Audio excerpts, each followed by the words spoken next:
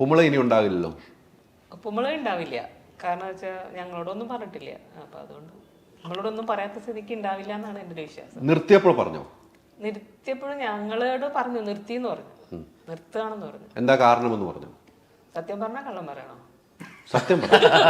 അല്ല, ഇതിൽ ഏറ്റവും കൂടുതൽ യാത്ര ചെയ്ത ഒരു വ്യക്തി ഞാനായതുകൊണ്ട് എന്നോട് സത്യം പറഞ്ഞു.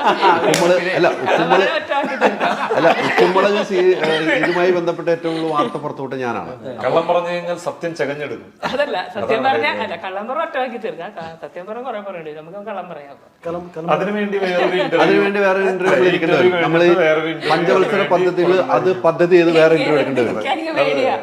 അത് പദ്ധതി ചെയ്ത് നമുക്ക് ഇന്റർവ്യൂ. ഞാൻ ഇരിക്കാതിരുന്നതാണ്. ഇങ്ങനെ ഞാൻ ആരോടും പറയണ്ടെന്ന് വിചാരിച്ച് 2-3 വർഷം മൂടി വെച്ചൊരു കാര്യം ഇങ്ങനെ എൻ്റെ അടുത്ത് വീട്ടിൽ വന്ന് ചിരണ്ടി എടുത്താണ്ട്. അതുകൊണ്ട് എന്തുണ്ടായി? അതുകൊണ്ട് നന്നായി കേട്ടോ, അതുകൊണ്ട് നന്നായി. അതുകൊണ്ടൊരു വീണ്ടും തുടങ്ങി എല്ലാ ആനുകൂല്യങ്ങളും കിട്ടുന്ന നിലയിലേക്ക് എത്തിക്കാൻ പറ്റില്ല എനിക്ക്.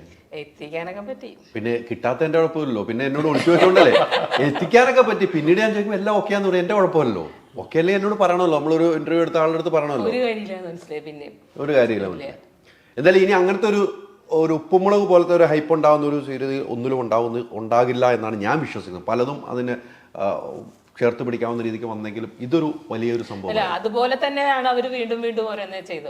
എല്ലാ കഥ തന്നെയാണല്ലോ ചെയ്തത്. ഇപ്പോഴും പുതിയത് പറഞ്ഞാൽ അത് തന്നെയാണ് കഥ തുടങ്ങിയിരിക്കുന്നത്. അപ്പൊ പലതും അപ്പൊ അങ്ങനെ ചിലപ്പോ അത് നന്നാവുമായിരിക്കും, ചിലപ്പോ ഇതുപോലെ ആവണമെന്നില്ല, ഇതിനേക്കാൾ നന്നാവുമായിരിക്കും. തീർച്ചയായിട്ടും. പക്ഷെ വേറെ കേസ് അത് മാറി ഇപ്പൊ സിനിമകൾ ഇഷ്ടംപോലെ ആയിട്ടുണ്ട് അല്ലെ. മറ്റേത് അവിടുത്തെ ഒരു ഡേറ്റ് എടുക്കണം. നമ്മളിപ്പോ ഒരു സേഫ് സോണിലായിരുന്നു. അപ്പൊ നമ്മളെപ്പോഴും ആ സേഫ് സോണിൽ കിടന്ന് നമ്മൾ അവിടെ തന്നെ കിടക്കും. പക്ഷെ നമ്മളതൊന്ന് പൊട്ടിച്ച് പുറത്ത് വന്നാലേ നമുക്ക് വേറൊരു സ്ഥലം കിടക്കുന്നുണ്ട്, അങ്ങോട്ട് പോകണം. എപ്പോഴും ഒരേ സ്ഥലത്ത് തന്നെ ഇരിക്കരുതല്ലോ. തീർച്ചയായിട്ടും. ആ സ്ഥലത്തേക്ക് ഇപ്പൊ യാത്ര തുടങ്ങുകയാണെന്നാണ് എൻ്റെ ഒരു വിശ്വാസം. സിനിമകളുണ്ടല്ലോ. ഇപ്പൊ നേരത്തെ പറഞ്ഞ അമ്മവേഷങ്ങളാണ് കൂടുതൽ ചെയ്യുന്നത്, അമ്മവേഷങ്ങളാണ്. പക്ഷെ ഇതിൽ അമ്മവേഷം വരുമ്പോൾ നമുക്ക് മനസ്സിൽ തൃപ്തി ഇരുന്ന ഒരു അമ്മവേഷവും അത് പ്രേക്ഷകരുടെ മുമ്പിലേക്ക് എത്തിക്കാൻ പറ്റുന്ന ഒരു അമ്മവേഷമാണ്. അങ്ങനെ മാറുന്നുണ്ട്, കഥാപാത്രങ്ങൾ മാറുന്നുണ്ടല്ലോ. അത് തന്നെ ഒരു ഭാഗ്യമാണ്. എനിക്ക് അങ്ങനെ ഒരു ഭാഗ്യം കിട്ടിയിട്ടുണ്ട്. ഇപ്പൊ കുറെ അമ്മവേഷങ്ങൾ ചെയ്തെങ്കിലും എല്ലാ അമ്മയ്ക്കും ഒരു വ്യത്യാസമുണ്ട്. ഒരേ ടൈപ്പ് അമ്മയല്ല ചെയ്തത്, പല അമ്മ. പക്ഷെ എനിക്ക് സാറിനോട് ഒരുപാട് നന്ദി. എനിക്ക് വിളിച്ചതിനോട് കഥ പറയുമ്പോൾ ഞാനപ്പോൾ വിചാരിച്ചു, ഈ അമ്മവേഷങ്ങൾ തന്നെയാണല്ലോ ഞാൻ ചെയ്തിരിക്കണേ, അമ്മ എന്നുള്ളതിൽ തന്നെ കിടക്കാണ്. പക്ഷെ ഇങ്ങനെ ഒരു ക്യാരക്ടർ എങ്ങനെ ഇൻട്രസ്റ്റിംഗ് ആണ്. ചില സമയത്തൊക്കെ കൂടുതൽ ഉറക്കൊക്കെ സംസാരിക്കേണ്ടി വരുന്ന കുറച്ച് സിറ്റുവേഷൻസ് ഉണ്ട്. ഭയങ്കര പ്രശ്നമായിരുന്നു. അപ്പോൾ നമ്മൾ ഡബിംഗ് ഒക്കെ നല്ല ഞാൻ ഏറ്റവും കഷ്ടപ്പെട്ട ഒരു ക്യാരക്ടറാണ് സത്യം പറഞ്ഞാൽ. എനിക്കിങ്ങനെ ഭയങ്കര വോളിയത്തിൽ സംസാരിക്കാൻ ഇച്ചിരി പാടാണ്. ഭയങ്കര വോളിയത്തിൽ സംസാരിക്കുമ്പോൾ എൻ്റെ ശബ്ദം മാറും. പിന്നെ നമ്മൾ ഭയങ്കര ഒച്ചെടുക്കുന്ന സ്ത്രീകളുണ്ടല്ലോ, അതൊക്കെ ഉണ്ട് ഇതിനകത്ത്. അപ്പൊ അതിനൊക്കെ ഞാൻ ഒരുപാട് കഷ്ടപ്പെട്ടായിരുന്നു. കഷ്ടപ്പെട്ടെങ്കിൽ അതിന്റെ പ്രതിഫലം ഏപ്രിൽ 26-ാം തീയതി ആദ്യം ഷോ ചെയ്യുമ്പോൾ പ്രേക്ഷകർ വിളിക്കും. മാഷിന്റെ കാര്യത്തിലുണ്ട് കേട്ടോ. മാഷിന്റെയും ഡബിങ്ങിലെ മാഷ് നമ്മൾ യൂഷ്വലി കാണുന്ന മാഷിന്റെ ഒരു പാറ്റേണിലല്ല ഇതിൽ പിടിച്ചിരിക്കുന്നത്. പരിക്കൻ അല്ല, അങ്ങ് ഹൈപ്പ് വന്നിട്ടുണ്ട്. മാഷിനുണ്ടായിരുന്നു അങ്ങനെ അല്ലേ? മാഷും ഒരു പ്രാവശ്യം കണ്ടിട്ട് പറയട്ടെ. അതല്ല ഞാൻ പറഞ്ഞ ക്യാരക്ടർ ചെയ്ത കാര്യമാണ് പറഞ്ഞത്. അല്ല, അതാണ് മാഷ് ഒന്നും അല്ലേ വിട്ടു പറയുന്നില്ല, ഒളിച്ചു വെച്ചിരിക്കുകയാണ്. പറയാൻ പറ്റില്ല. ഇപ്പൊ നിങ്ങളിപ്പോ എങ്ങനെയാ ഇതിനെ സ്വീകരിക്കുന്നത് നമുക്ക് പറയാൻ പറ്റില്ലല്ലോ. നമ്മൾ നന്നായി ചെയ്തിട്ടുണ്ട് എന്നുള്ളൊരു വിശ്വാസം നമുക്ക്. പക്ഷെ അത് ഓഡിയൻസ് എങ്ങനെ സ്വീകരിക്കുന്നത് വളരെ പ്രധാനപ്പെട്ട ഒരു കാര്യമല്ലേ. തീർച്ചയായിട്ടും. ഈ സുജി പറഞ്ഞ ഈ 19-ാം നൂറ്റാണ്ടിന് ശേഷം വരുന്ന കഥാപാത്രങ്ങളെല്ലാം ഭയങ്കരമായിട്ട് ആലോചിച്ച് വേണം എടുക്കാൻ. 19-ാം നൂറ്റാണ്ട് സുജി വിൽസനെ സംബന്ധിച്ച് ഏറ്റവും വലിയൊരു കഥാപാത്രമാണ്. ഒരിക്കലും അല്ലാന്ന് നമുക്ക് പറയാം. ഏറ്റവും വലിയ കഥാപാത്രമാണ് സുജി ചെയ്തു വെച്ചതും. ഇത്രയും ആളുകളുടെ അംഗീകാരം കിട്ടിയ കഥാപാത്രമാണ്. അതിനുശേഷം വരുന്ന കഥകളൊക്കെ എങ്ങനെയാണ് സെലക്ഷനിലേക്ക് പോകുമ്പോൾ എങ്ങനെയാണ് കാണുന്നത്?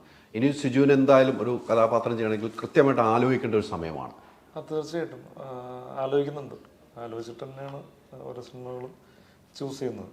19-ാം നൂറ്റാണ്ടല്ലോ കേട്ടോ, അതിന് മുമ്പേ ഞാൻ അങ്ങനെ തന്നെയാണ് പോയിക്കൊണ്ടിരുന്നത്. ഓരോ സിനിമയും പിക്ക് ചെയ്യുന്നത് അങ്ങനെ തന്നെയായിരുന്നു. കാരണം ഞാൻ പർപ്പസ്ഫുള്ളി അങ്ങനെ ഒരു തീരുമാനത്തിൽ ഉണ്ടായിരുന്നു. കാരണം ഞാൻ വേറൊരു പ്രൊഫഷൻ വിട്ടിട്ട് ഈ ഒരു ഇതിലേക്ക് വരുന്നത് എനിക്കിഷ്ടമുള്ള കാര്യങ്ങൾ ചെയ്യാൻ, എനിക്കിഷ്ടമുള്ള സിനിമകളും ചെയ്യാൻ വേണ്ടിയിട്ടാണ്. അപ്പോൾ അത് വേറൊന്നിൻ്റെ മോട്ടീവിൻ്റെ പുറത്ത് പോയി ചെയ്യരുതെന്നുള്ളൊരു ആഗ്രഹം എപ്പോഴും മനസ്സിലുണ്ടായിരുന്നു. അതുകൊണ്ട് തന്നെയാണ് ചൂസ് ചെയ്തിട്ട് തന്നെ പോയിക്കൊണ്ടിരിക്കുന്നത്.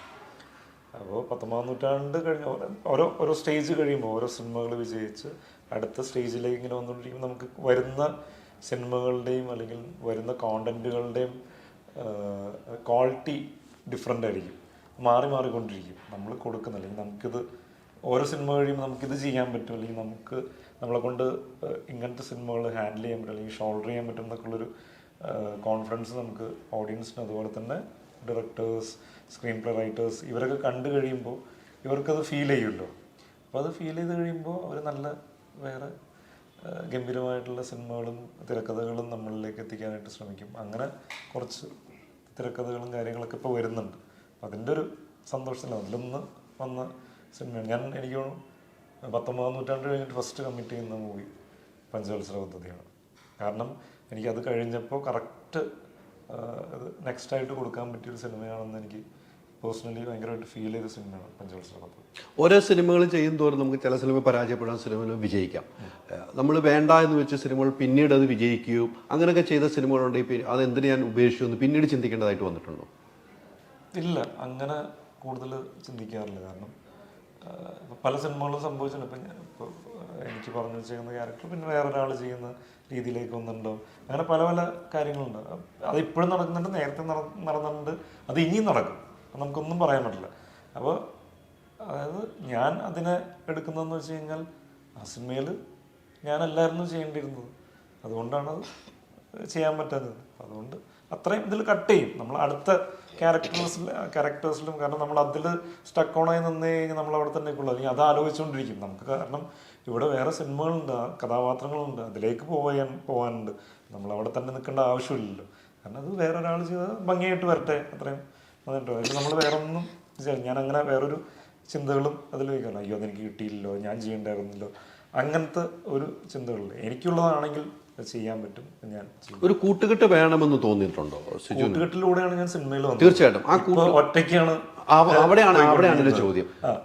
ഒരു കൂട്ടുകെട്ടുണ്ട്. ഞാൻ പറയുന്നത് നമ്മൾ സിനിമയിൽ നമ്മുടേതായിട്ടുള്ളൊരു സ്ഥാനം ഉറപ്പിക്കാനായിട്ട്, അല്ലെങ്കിൽ നമ്മുടേതായിട്ടുള്ളൊരു സ്ഥാനത്തിലേക്ക് എത്താനായിട്ട് നമ്മൾ ഒറ്റയ്ക്ക് സഞ്ചരിക്കേണ്ടി വരും. കൂട്ടുകെട്ടുണ്ട്, കൂട്ടുകെട്ടും അല്ലെങ്കിൽ കൂട്ടായ്മ എപ്പോഴും അത് അങ്ങനെ തന്നെ ഉണ്ട്. നമ്മൾ ഒറ്റയ്ക്ക് പോകുമ്പോൾ നമ്മൾ ഒറ്റയ്ക്ക് തന്നെയാണ്, ഒറ്റയ്ക്ക് സിനിമകൾ ചെയ്ത് പോകുമ്പോൾ. എങ്കിൽ ആ കംഫർട്ട് സോൺ നമ്മൾ ബ്രേക്ക് ചെയ്തില്ലെങ്കിൽ ആസ് ആൻ ആക്ടർ എനിക്ക് വളരാൻ പറ്റില്ല. നമ്മൾ വേറെ ആൾക്കാർ, ഇപ്പോൾ നമുക്കറിയില്ല, നമ്മുടെ കൂട്ടത്തിലുള്ള ആൾക്കാരല്ലാതെ പുറത്തുനിന്ന് ആൾക്കാർ അല്ലെങ്കിൽ directors, for example Vinayan sir അത്ര എക്സ്പീരിയൻസ്ഡ് ആയിട്ടുള്ള ഡയറക്ടർ, അതുപോലത്തെ ഒരാളാണ് എന്നെ ഈ പറയുന്നത് അങ്ങനത്തെ ഒരു ക്യാരക്ടറിലേക്ക് ഹാൻഡിൽ ചെയ്തത്. അല്ലെങ്കിൽ അത്രയും ഒരു എന്താ പറയുക, ലാർജ് ദാൻ ലൈഫ് അങ്ങനത്തെ രീതിയിലുള്ളൊരു ക്യാരക്ടറിനെ ഷോൾഡർ ചെയ്യാനായിട്ട് എന്നെ കേപ്പബിൾ ആക്കിയത്. അപ്പോൾ അത് നമുക്കറിയാൻ പറ്റില്ല എവിടെയാണ് നമുക്ക് ഒറ്റയ്ക്ക് റെസ്പോൺസിബിലിറ്റി എടുക്കേണ്ട ഒരു ടൈം വരും. അപ്പോൾ അത് നമ്മൾ ഏറ്റെടുക്കാൻ തയ്യാറായില്ലെന്നുണ്ടെങ്കിൽ നമ്മൾ അവിടെ തന്നെ സ്റ്റക്കായി നിൽക്കുമെന്നാണ് ഞാൻ വിചാരിക്കുന്നത്. ആസ് ആൻ ആക്ടർ ഗ്രോ ചെയ്യില്ല. അപ്പോൾ അത് സംഭവിക്കണം. നമ്മളിപ്പോൾ ഒറ്റയ്ക്ക് പോയിക്കൊണ്ടിരിക്കണം, ഒറ്റയ്ക്ക് എല്ലാവരുമായിട്ട്. ഇപ്പോൾ പ്രേമേട്ടനാണെന്നുണ്ടെങ്കിലും നമ്മൾ അടുത്ത സിനിമ പ്ലാൻ ചെയ്യുന്നുണ്ട്. അപ്പോൾ അത് ആ ഒരു കംഫർട്ട് അല്ലെങ്കിൽ ഒരു കമ്മ്യൂണിക്കേഷൻ, നമ്മൾ തമ്മിലുള്ളൊരു റാപ്പ്, ഇതൊക്കെ അടിപൊളിയായിട്ട് വന്നുകൊണ്ടാണ് അടുത്ത സിനിമകളിലേക്ക് ചിന്തിക്കുന്നത്. അല്ലെങ്കിൽ നമ്മൾ ചിലപ്പോൾ ചിന്തിക്കില്ല, സിനിമ ഒക്കെ നമുക്ക് ഒരു എന്താ പറയുക, ചെയ്തപ്പോൾ ആ സിനിമ എൻജോയ് ചെയ്യാൻ പറ്റിയില്ലെങ്കിൽ ഒരിക്കലും നമ്മൾ അടുത്ത സിനിമ ചെയ്യാനായിട്ട് നമ്മൾ തീരുമാനിക്കില്ല. ചതി പറ്റിയിട്ടുണ്ടോ സിജു വിൽസന്റെ അടുത്ത്? ചതി പറ്റിയിട്ടുണ്ടോ? ചതി ഇൻ ദ സെൻസ് എങ്ങനെയാണ് സിനിമയിൽ എങ്ങനത്തെ രീതിയിലുള്ള ചതികളാണ്? നേരത്തെ ഒരു കൂട്ടുകെട്ടിലൂടെയാണ് ഞാൻ വന്നത് അല്ലേ? കൂട്ടുകെട്ട് ഇപ്പോഴും തുടരുന്നു. പക്ഷെ നമ്മുടെ സ്വന്തം സ്ഥാനത്തിന് വേണ്ടി നമ്മൾ ഒറ്റയ്ക്ക് യാത്ര ചെയ്തു. ഇവിടെ എവിടെയെങ്കിലും ചതി, ഇത് വേണ്ട സിജു, എനിക്ക് വേണ്ട, സിജുവിനെ എനിക്ക് പറ്റില്ല, അങ്ങനെ ചതിച്ചിട്ടുണ്ടോ കൂടെ നിന്നിട്ട്? അങ്ങനെ ആരും മനഃപൂർവ്വമായിട്ട് ആരും ചതിച്ചിട്ടില്ല. അത് ഞാൻ അങ്ങനെ വിചാരിക്കും. കാരണം ഒരു സാഹചര്യം ഉണ്ടായിരിക്കും. ചിലപ്പോൾ ഒരു സിനിമയിലേക്ക് കാസ്റ്റ് ചെയ്ത് വെച്ചിട്ടുണ്ടായിരിക്കും, 19-ാം നൂറ്റാണ്ടിന് മുമ്പായിരിക്കും. അപ്പോൾ ആ സമയത്ത് കാസ്റ്റ് ചെയ്ത് വെച്ച സമയത്ത് എനിക്കൊരു ബിസിനസ് വാല്യൂ അല്ലെങ്കിൽ അങ്ങനത്തെ ഒരു സാധനമൊന്നും ഇല്ല.